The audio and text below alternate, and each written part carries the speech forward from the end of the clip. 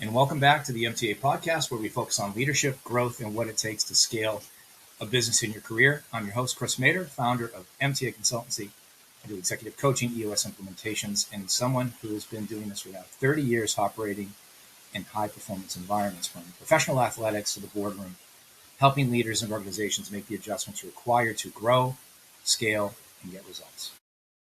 But today, I am super excited to talk to Steve Garraty. So Steve is an author of a book called Grapefruit, and it's a powerful and deeply personal story of survival, resilience, and transformation.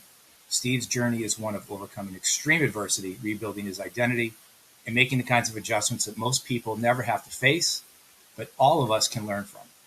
His book is not just a story, it's actually a blueprint, really, for what it takes to endure, adapt, and come back even stronger.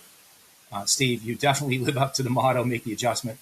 I'm really proud to have you on the show today, and I can't wait for our listeners to hear your story. Yeah, same here, Chris. Thanks for having me on. Yeah, so obviously we have to thank our friend Casey J. Cox for making the introduction. I know you were on Casey's show not too long ago. And so, but before we get into it, I read your book, and it's so exciting to interview an author that wrote such a powerful book. But before we get into a very deep conversation about the book, one of the first things we have in common, I have to tell you, is music. I am a huge fan of Rush, Metallica, Iron Maiden. So I want to talk to you first about, do you still listen to heavy metal music? Talk to me about your favorite bands. Let's just have some fun before we get into it. Yeah, I was a metalhead in high school for sure. You just named some of those bands. Some of the classic rock, like Led Zeppelin's one of my favorites. But I would say more modern. It's not modern anymore, but the heavy stuff I like now is Linkin Park, Blink 182, bands like that. But yeah, when I was growing up, it was more the Iron Maidens, the Motley Crue, those types. Van Halen I saw them in concert a number of times. So yeah, I've always kind of liked the fast and heavy music for sure. That's awesome.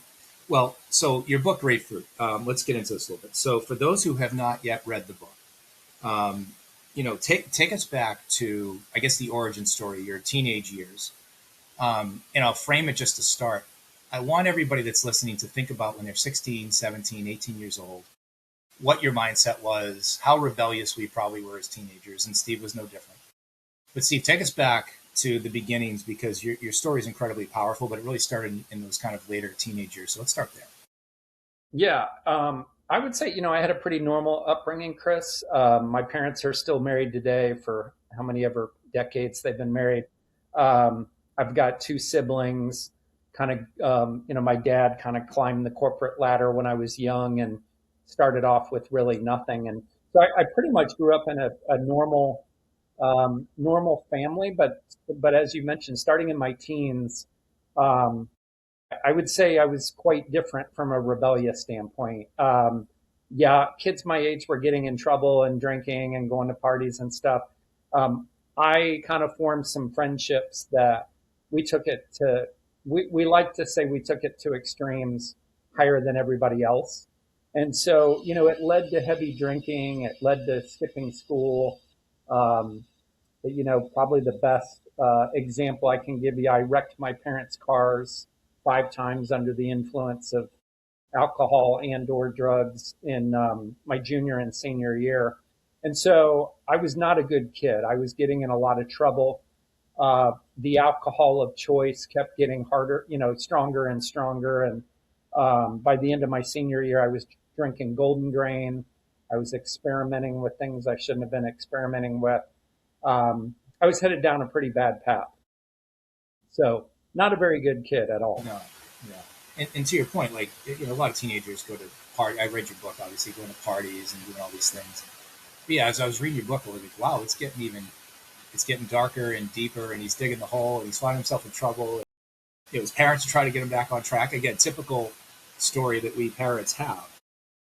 But let's talk about the day that things changed for you. And that's kind of the dark day that obviously led to a massive change in your life. Yeah, it was a phone call from a surgeon. So I had a lump in the side of my neck, and it actually started. I could feel something before there was anything physically there. So I would go out drinking, and again, I was drinking pretty hard liquor, and as the night would go on, I'd start to feel this tingling and numbing sensation in my neck, and never saw anything. I would ask my buddies, nobody could really see anything. Well, after maybe a month or two of that, it started to have some swelling on the side of my neck. And I ignored it. I had just graduated from high school, was planning to go off to college in the fall. I was working construction during the day, and I was going out every night without fail, 7 nights a week. And so I didn't really see my parents. We had fought a lot my junior, senior year, so I kind of avoided them. They avoided me. Um, I think at that point I was 18, and they were ready. They were hoping me going off to school might kind of calm me down or get me on the right track. And I don't think that would have happened. But this mass on the side of my neck kept getting larger. And again, because I didn't see my parents, it was a friend's mom who's a nurse, and we were at his house getting ready to go out one night, and she was like, what is that? How long have you had it? Have you gotten it checked out? And so she basically said, I'll never forget this. She said, either you go home and tell your parents today about this lump on the side of your neck, or I'm gonna call them and I'm gonna tell them. And so my mom looked at it. She kind of freaked out. We went to a urgent care. They didn't know what the heck it was. And so then we went to an ear, nose, and throat doctor. They weren't sure what it was. They said, let's do a biopsy. All that happened within a few days. And then, and there was a lot of urgency around it. So everybody who saw it was concerned.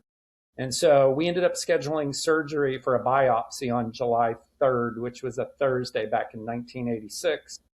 And then on that Friday morning, what you alluded to, the call that kind of rocked my world and put me on a different path, the surgeon called my house and said kind of three dreaded words, which is, you have cancer. So it was Hodgkin's, and he informed us he had removed a mass the size of a grapefruit out of my neck, which is kind of led to the title of the book. But yeah, so that phone call was a big pivotal moment in my life.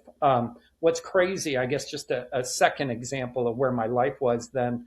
My mom and dad and my brother and sister were all sitting around the dining room table, and my family's crying. They're upset about this cancer diagnosis. But what the surgeon said that upset me more was he told me that I couldn't drink or do any drugs for at least a year, which I thought was, later in hindsight, I thought it was weird he said that. I was like, he probably doesn't say that to everybody. I'm sure my parents shared their concerns, but he said no partying for a year and maybe forever was his comment. And he said, you'll talk to the oncologist and they'll give you more guidance there, but I'm telling you right now, no partying starting today. And that's what I got. That's when I started crying. That's when I got upset, and I was much more upset about that than having cancer. Well, it's just, and you say perspective as a 15, 16, 17-year-old when that happened in 1986. To your point, it's you had this lifestyle, you had friends, like all of us did in high school. Things we're into, interests, and not only do you have stage 3 cancer, but it's you can't do all the things you love to do anymore, right? So let's talk about that adjustment. So then what? So I knew, and I think it took a few weeks for me to accept it, right? Like anything bad that all of us have in life, there's kind of stages you go through, but denial is one of them. And so I tried to cling to that lifestyle. I knew I couldn't drink, but I went to, I think it was 2 parties in the first couple of weeks after I was diagnosed, and did not drink, but I did on the second one. Allowed my friends to talk me into dipping some Copenhagen, and that it would give me a buzz, it would give me a rush. I was at this big party, and then it was, after they convinced me to do that, then it was let's pour a little bit of vodka in there or whatever alcohol it was they were drinking. Yeah, and you're not drinking it, you're not consuming it. It's just, it's going, in your lips. So I said okay, and so I did that, and I really regretted it, Chris. It was later that night. I was designated driver, and I was driving my dad had this old 1970 Cutlass convertible, and I was driving like 6 other guys in this car, and we were going to somebody's house whose parents were out of town to just hang out late night. And I spent a lot of time thinking on this drive that I can't do this. Like I've got to listen to the doctor. And if I'm going to survive this, I've got to give this lifestyle up. And so there were about 2 weeks where I was struggling with. Majority of the friends I had at the time were friends to go party with, to go drink with, to go do drugs with. And so I knew that a lot of that was going to end. And it took me a couple weeks. I mean, I never really accepted it, but it took a couple weeks where I said, I can't dabble in this. I can't keep one foot in the pool and one foot out. I've got to cut this off. So I stopped doing any of that. I stopped going to any parties. And then, a lot of my so-called friends kind of went off to college, and so it was a lonely year. It was, I had a couple guys that stuck by that I talk about in the book that are kind of heroes in my journey, but my social life dried up pretty quick. Love hearing that. Yeah, listen, man. I think anybody listening to this podcast, I think cancer is one of those things that touches, unfortunately, a lot of lives. I mean, somebody either, if you haven't had it, somebody who has, who's gone through some sort of experience. For you to open up in your book and really be raw and honest, the way you were was powerful. So for people that are looking for, a story of resilience, it's worth it. I mean, the first, half, 2/3 of that book, you really painted the picture of what you have to go through, and then kind of the journey when you got better, and you started with your career and your family and all the good things that happened to you since then. But I go back to the day. Was there ever a day? And I know this is kind of a dark question. I want to ask, was there ever a day where you're like, man, am I going to make it? Did that day ever hit you? I mean, did the reality of that actually hit you as a teenager?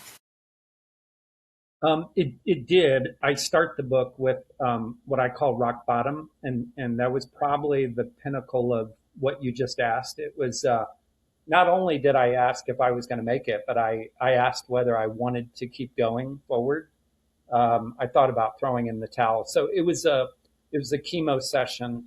I would go in every 2 weeks and get chemo, and so I would sit there for about 45 minutes, and the drugs would drip into my veins.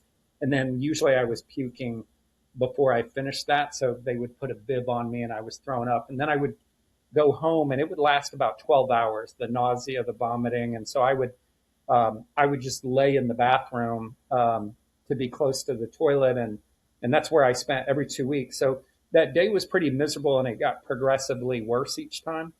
And by this incident that you're asking about, my hair had fallen out. My girlfriend and I had broken up. I had like 2 friends left. It's pretty miserable. And mentally, it wore on me. And so my mom and I got out of the car to go to this chemo session. And I just didn't think I could do it anymore. So I asked her to go inside to the doctor's office and to give me a few minutes. And those few minutes turned into an hour and I was just out there bawling. But the biggest thought I had was, I just can't do this anymore. I like physically cannot do it. Mentally cannot do it. And that just went on. I sat out there crying. I had some strangers ask if I was okay. I didn't respond. I just sat out there, didn't care, who saw me or what kind of state I was in. And eventually I got to the point where I started praying, and I was praying to God to kind of end this, to help me get through it. And eventually I started asking to give me the strength to get up and go into the doctor's office. And eventually that happened. I felt something bigger than myself and was inclined to get up and kind of clean myself up. And I went in for another round of chemo. And that was towards the end. I would say that was probably like 8 months in, and I went about 9 to 10 months on chemo. So I might have had 2 or 3 more biweekly sessions after that. But that was rock bottom for me. It was about an hour, and I just was ready to throw in the towel. God bless you going through it. And in the book, you talk a lot about, I don't know if Pam was a fictional character or not. Was that her real name or not? I don't know if it was. I changed her name. I probably didn't have to, because I paint her how she was in the book. She was a saint. Yeah. But yeah, I did change her name. It's phenomenal. Yeah. You talk about the nurses. Like, again, if anybody can read this book, you have to read this book. It's just, I mean, providers, they give us, you talked about different doctors you had and different levels of empathy that some doctors have. which we can translate to leadership. We can actually talk. Eventually, we'll get off this and we'll talk about your business career and everything you did in sales and sales leadership, right? And how that translates. But man, like the nurses are angels, man. Like, the stories you wrote about, Pam and other nurses, what they did for you, it's just truly incredible. Really. Yeah, it really is. Yeah, you mentioned, I'll hit on something for your listeners. I switched oncologists halfway through. I had an oncologist that refused treatment because this individual required payment at the time of chemo and did not allow the normal process of submitting to the insurance company, and then the insurance company would reimburse. And so he basically forced the patient to write a check each time.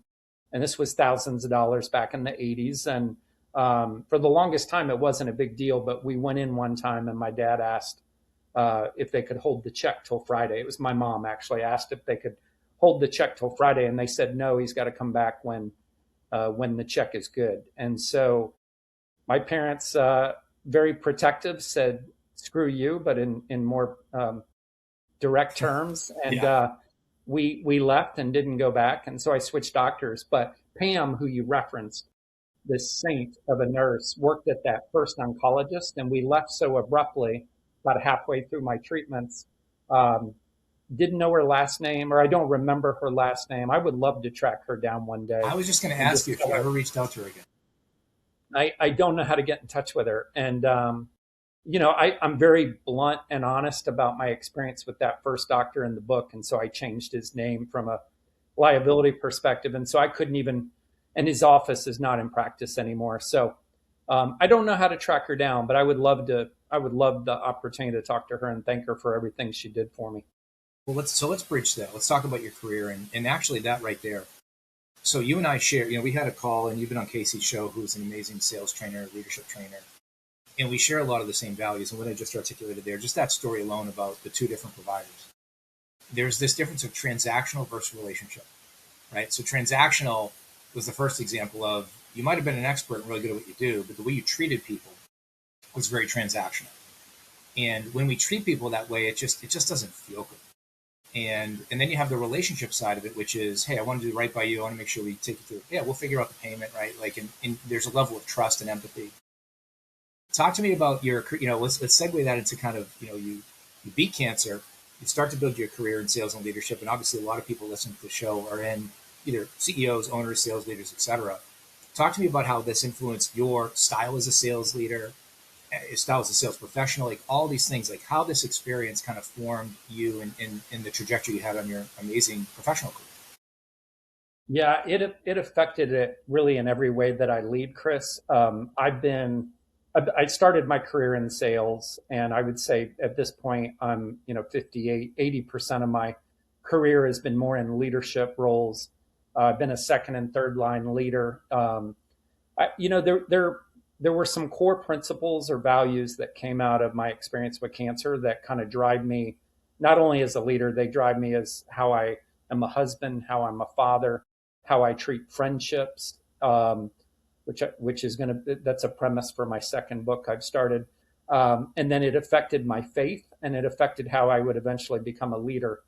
I think to answer your question, one of those core values was empathy. And it was, I kind of learned, I was a little shit in high school, right? Like all I cared about was myself. I didn't think about what I did to my parents, what I put them through, my siblings. I do think I was, and a lot of kids are, but I was a self-centered, selfish, teenager that just cared about myself. And going through that experience, I think my second oncologist was night and day different, like took more time, like listened, was not in a hurry to get to the next appointment. Very first meeting, he couldn't believe the story. He said he had heard similar stories, but it always shocked him that, and just was like, we're going to submit to the insurance company. The last thing I want you worrying about is paying, how you're going to pay me. I want you focused on getting better. Just night and day different. And Steve, I want to put off because you had been sick for like 9 months at that point, correct? Is that right? It was about 5, 6 months. Yeah, it was so roughly you've been working half. With a provider for 6 months. Like you're trying to get better. You're literally fighting for your life, and your parents have to deal with that. It's just wild. But go ahead. Yeah. So that oncologist, I think, Definitely reflecting back on those two oncologists, empathy was something I learned. I had two friends who stuck by me, took me to appointments. I had one who drove me to school and to work every day. We got in a stupid fight about something, didn't speak for 2, 3 weeks, and here he is picking me up and driving me places. My mom and dad just they did what you would hope your parents would do. They did a 180, and they were there every minute, taking care of me and doing everything necessary. And then my siblings too, I think in their own way, they they showed a lot of empathy and care and kindness that year. Because again, I was kind of a jerk to them. I was the oldest of three, and so there were people that really showed a lot of empathy and kindness that year. And I think that I try to carry that into the way that I lead. Some examples of that. I think if you're in leadership and you're responsible for a team, you're eventually going to have to performance manage people, right? And maybe ultimately make decisions that somebody's not a good fit for the organization or for the role that they're in.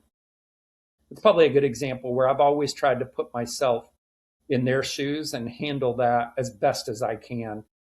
And so some examples of that are, I've often tried to help them with recruiters, maybe introduce them to somebody if, there's a role I think they might be a better fit for. Yeah. I've done a lot of that over the years. And I just always try to handle that with some humility and grace, and that I know this is impacting the individual, it's impacting their family, it's impacting their confidence, their ego. And so I try to lead that way. I think from a sales perspective, it taught me early on that I need to put myself in the customer's shoes. And it's not about what I'm trying to sell. It's about the problems and the business outcomes that the customer is trying to overcome and achieve. And it's my job to help that. And I think having gone through cancer and kind of the lessons I learned from it, they've helped in the way that I've sold and that I've managed people. Yeah. Awesome. With empathy being a big one. So I want to talk about empathy. It's funny. I also do leadership training and development. One of the role plays I'll do is one of these role plays where, hey, Jack's been in and out of work. He's been late a lot. And I set it up like Jack's a problem guy, right? It's almost like one of those tricks we do in training. I set it up. And then I do a role play, and I have leaders just go after Jack. Why are you late? And they kind of just bark at him. And I say, hey guys, hold on a second. And what I do is I have another slide. I'm like, hey, this is Jack's situation. Jack's wife lost her job. And there's all these things happening to Jack behind the scenes that we just never even bothered to ask. Because we just started to attack, why are you late? Why are you late? If you don't get work on time, I'm going to fire you. That stuff. And I think either new leaders might do that, or leaders who just never make the adjustment do that. Because what you're talking about is empathy. If somebody's late all the time, we probably should be like, hey, Steve, man, what's going on? You've been late lately, and I got to call it out. But hey, what's going on, man? And just have a conversation. And maybe there's something happening right in Steve's life that we might want to know about. Yeah, 100%. And that's something else I think from my experience, Chris. We all go through stuff, right? But typically only people maybe in your really tight inner circle might know what that is. When I was going through cancer, there was a handful of people that knew what I was going through, that I had informed I was going through. And so you just don't know what people are experiencing that, like you said, whether it's an employee, it's a customer, somebody that cuts you off on the highway, you just don't know what people are going through. And a lot of us are going through things that, So I think empathy is really important. So it's funny. So it's a segue. I'll put in the show notes. So I created something called a connecting icebreaker. And it's a bit borrowed from John Gordon. I don't know if you've ever read John Gordon's stuff. I have, yeah. Yeah, he talks about energy bus, all that stuff. It's something I went through one of John's coaching sessions one time, and I kind of borrowed from him. It's a connecting icebreaker on the 5 H's, like hero, hardship. And it gets people to open up in a meeting. You can do it in a standard weekly meeting. You can do it one of those annual kickoff meetings. But to your point, if you can put yourself in the other side's shoes and know what they're going through and see their perspective on things. I mean, you nailed that. If you're a sales professional listening, what Steve got, I have to lean into that. Make it about the customer, right? Sales isn't selling. Sales is helping. You're here to help the other side. And the only way to do that is understand, get on their side of the table, put yourself in their seat and be like, okay, what are you experiencing over here? and don't worry about what you want, because the biggest paradox in sales is you get more sales by not selling. Yeah, very true. Yeah, very true. And you were on I would, Casey's show. yeah, yeah. I would say the other one of the other big values I took out of my experience was gratitude. And I would say I was never grateful for much before cancer. I was never grateful for much during cancer. But the day I was told we got it all from the oncologist, like we got all the cancer, you're done, you're in remission. Um, it ranks up there top three, most grateful moments I've ever had in my life. And then as I started to reflect back on my experience, I started to form a lot of gratitude for the people who stuck by me, for the medical, for the doctor and the nurse, or the doctor and the nurses that took care of me. But I was very grateful for a lot, and I try to use that a lot in leadership.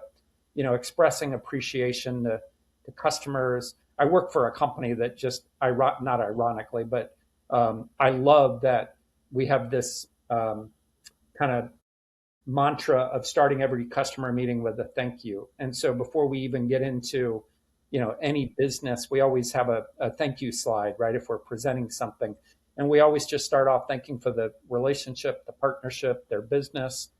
And, I try to do that with employees too. I think, people like to be recognized. They like to be praised.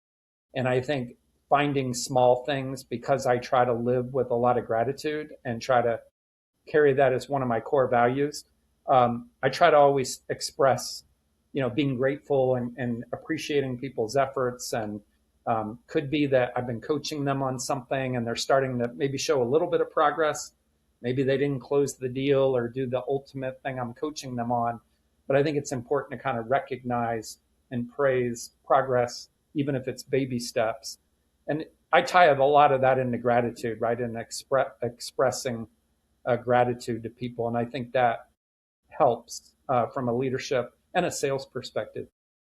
And in the world of technology, one of the lost arts is the handwritten note.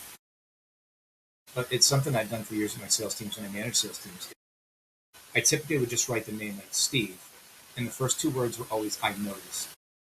So it'd be like, Steve, I noticed, and I fill out what I noticed. And I'll put it on their desk like when I leave for work, and they come in the next day and they see it. And it is mind blowing. The impact. I'll see my notes pinned up in their cubicle, or they're like, that stuff's meaningful and it costs nothing. And the impact is massive. Like you said, just showing gratitude or appreciation for what the effort was or whatever they were trying to accomplish. Even if they fail, like just, hey, I noticed, and it means something. Yeah, I like that. I noticed. So let me ask you this. So for somebody that was probably in the toughest spot, I don't know how many other tougher spots you could be as a human being. So for somebody that's listening, like you said, everybody's perspective on things are different. We're all going through something.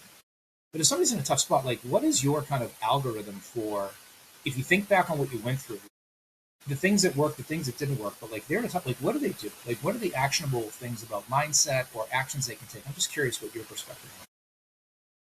Yeah, I think, we all go through things, right? They show up in different forms. And I could think of a few things worse than what I went through for sure. I know some people have been through much worse. I would say one is I always try to help myself get through something now by going back to that parking garage where I was at rock bottom, and I could be having a bad day, and I'll think back to that day quite a bit. I'll think back to my experience, and I'll remind myself that I've been through worse. Now, you could be going through something that maybe is worse right now, right? That could be your worst moment in life or your biggest hurdle that you've ever faced. Um, I think one is I didn't think that I could go back in that doctor's office, and a lot of it in my mind was my praying and asking for help. But it taught me that we're capable of a lot more than we think we are. Almost always, we're capable of more than we think we are. And then also, I think once you kind of get through that, to leverage those experiences to help get some perspective that I've been through worse. It doesn't make if I'm having a bad day, I've lost a couple customers or I've lost a big deal. It doesn't change the outcome. It doesn't make it necessarily any better. I'm still in that same spot, but it does change my perspective. So one of the things I learned, and I've repeated to myself a lot, is I think it was Charles Swindoll's got a great quote that, life is 10% what happens to you and 90% how you respond. Absolutely. And so I think perspective can help us get through those tough times. Doesn't make it any easier. Doesn't, if you're facing cancer, doesn't make the cancer go away. But I think we do have control over, we don't always have control over our circumstances, but we do have control over how we respond. It's so funny to say it in my book. People who listen to my show generally know the story about Make the Adjustment. My college baseball coach, Boyd Coffey, who had a big wooden sign over his desk that said, "Son, make the adjustment." And one of his other very famous quotes, Steve, remember what you just said? He had this old Southern drawl. He's from Tennessee, Athens, Tennessee, good old boy. He was Army infantry. And I'll never forget it because he looked at me and he goes, "Christopher, it's not the adversity, it's the problem. It's how you choose to handle the adversity." And I've never forgotten that. Like you said, I have gone through stuff. Every human, we all have our different lens on what our struggles have been and things we've gone through. And to your point, we all hit bottom, but I also write in my book that change is a choice, right? And so you have to choose to say, okay, I'm done, right? So you talk about your story in the garage. You went on your roller coaster of emotions and all the things you had to go through physically and the pain, and I can't even imagine. But you sat in the garage and you reflected, and you in a way chose, right? So whether it was cognitive, whether it was God, it was just, I'm choosing to now walk out of the garage and I'm going to go into the office, right? So you made a choice, and change is a choice, and that was a choice you made. That's the way I feel. Yeah. Yeah, 100%. I think the other thing, Chris, is once you, like I've, again, cancer taught me this. Anything that I go through that's really negative, and I've gone through things, since then, there were positives that came out of that experience with cancer.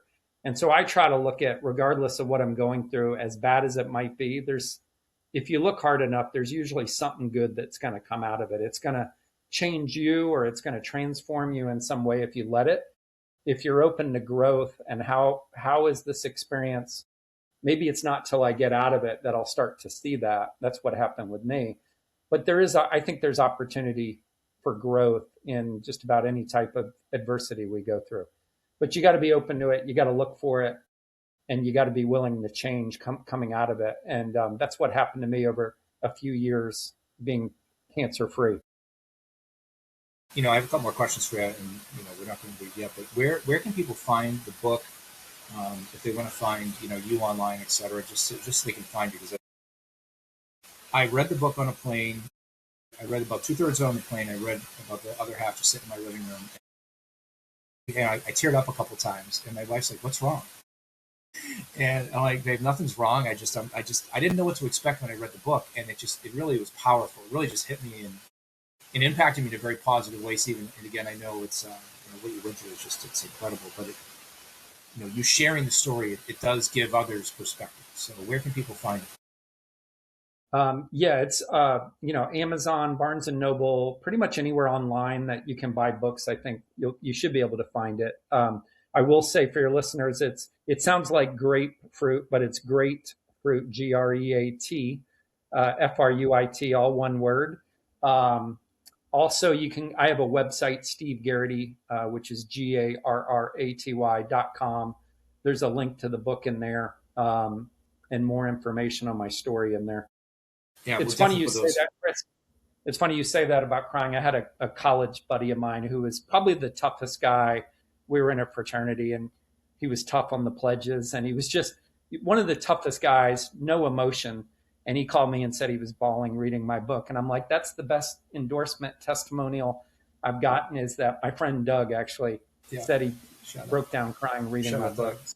Listen, I'm very self-assured of masculinity. It's okay to cry, especially something like that, man.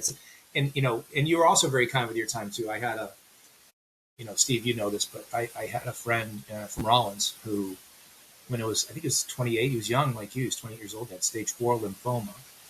And, he survived. He's doing great. And every year we get together with him. I think it's 22 years running to play a little golf and have some ha-has and some laughs. And after I read your book, I go, because, I'm not going to say his name, but because he's thinking about writing a book. I'm like, man, you got to call Steve. Like, Steve's already done it, man. He survived. He wrote the book. He's done all the things. Like, you got to talk to this guy. Like, this guy, um, and what was it like writing the book for you? Was it cathartic? I mean, just walk me through that a little bit. For anybody that's written a book, it's a lot of work to get that thing, just to go through all of it and get it published. But like, what was that experience like for you? Yeah. First of all, regarding your friend, I love speaking with other authors or people trying to write a book. And I love speaking with people who are going through cancer or been through cancer, because if I can help in any way or make an impact, I always enjoy conversations with both of those two categories of people. But yeah, the book started, Chris, as a journal when I was going through chemo. My mom, and again, it was kind of a lonely year, and my social life pretty much dried up. And my mom knew I was struggling, and they suggested I write in a journal. And so the book is two parts, as you know. The first part's kind of what happened, why it happened, what led to it, how I dealt with it.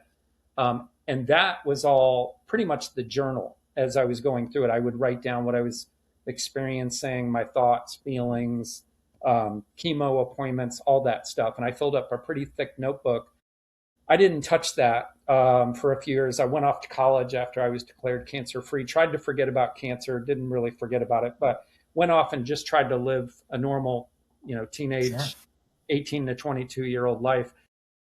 Once I got out of school, got married and had kids, I wanted to leave my story to them, which I think your friend said he wants to do the same. Yeah. And so I went through this phase for years where life kept getting in the way. But kids, sports, travel. I'm in sales, so I'm on planes and going places. But every once in a while, I'd pick the journal up, and I was trying to translate it into a book that I could, or a story that I could leave my kids. And then eventually, I joke, it took 37 years from that journal to when I published. And I'm so thankful it took me so long and that life kept getting in the way, because part two of the book Yeah. is the values that I took out of cancer and how it impacted those areas of my life. That father, husband, friends, leadership, and faith. And that's over 3.5 decades perspective of how cancer kind of formed me in those 5 areas. And so if I had written the book in my early 20s, it would have just been part one, which is what happened, why it happened, and it would have been a cancer story. But I think part two is more how adversity can change us and make us better coming out of whatever it is that we're going through. And so I'm grateful it took me almost 4 decades to finish it. Well, Jocko Willink, who wrote Extreme Ownership, Navy SEAL, he once said when he wrote his first book, he goes, I just put 30 years of my life into something that'll take me 4 hours to read. Right? And that's your story, right? It's like, 30, 40 years of your life, and it took, 3.5, 4 hours for me to read it, whatever. But it's awesome. It's really cool. And I guess the other thing I'll say too is, have you done boot camps or around the book? I'm just so the audience knows. I mean, they know where to find you now, but do you do that as well? Yeah, I've done a number of speaking events. I've got some more coming up in the next couple of months. It's because it's like those 5 areas. My speaking kind of goes in different, I've spoken at church. I've spoken at chamber events. I've spoken at Moffitt. So I've spoken at a number of, and it always gets tweaked a little bit based on, the group that I'm speaking with. Yeah. But I've had a number of the book came out last March. And I would say first 6 months or so, I was more promoting the book, doing podcasts, things like that. But it's starting to open the door for some speaking engagements. I've got a full-time job, so I have to balance it with that. But I've got a couple coming up in the next few weeks. Yeah, I mean, whether it's sales executives, sales leaders, cancer survivors, just people looking to overcome adversity, there's so many lessons to be learned in the book. It's amazing. So last question, because it is a Make the Adjustment podcast. What is the adjustment that someone can make tactical, right? Today, we're recording on a Tuesday. So if somebody listens to the show, it's going to be broadcast like on a Friday morning. They're in their car. What do they do on that Friday? What do they take away? What's the adjustment they can take away that day, and just what's the change? What's the adjustment? What do you think? I would say reflect back on the worst thing you've ever been through and ask yourself, what are the top 3 or 4 things that came out of that experience? Could be a divorce, could be grief, you lost somebody, could be a job loss, maybe you were let go unexpectedly. But if you think back on the worst thing you've ever been through, what are the top 3 or 4 things that maybe came out of that? And and a lot of people may not look at it as, they may say that sucked. It was a terrible time in my life. But if you look hard enough, I think there were positives, or what could come out of it that was positive, and how can it make me a better person in the way that I approach whatever it is, right? Maybe it makes you pick up the phone and call a friend you haven't talked to in a long time. Maybe it's treating relationships a little bit differently or with a little bit more empathy. But just thinking along the lines of, how can I change coming out of that? How can I leverage that time in my life that really was not good, and be a better person in some way, shape, or form? Fantastic. I think we end on that. That's awesome. Great advice, Steve. Cannot thank you enough for the conversation. Casey, thanks for making the introduction. I'm glad we met. I definitely want to stay in touch, and I hope to refer you to some of my clients who might be looking for a motivational speaker at some point to tell a story like that. But I appreciate you being here. Powerful story. I know our listeners will take a lot away from this. So, Steve, thanks for doing this today. Thanks for having me, Chris. Enjoyed it. Absolutely. Great.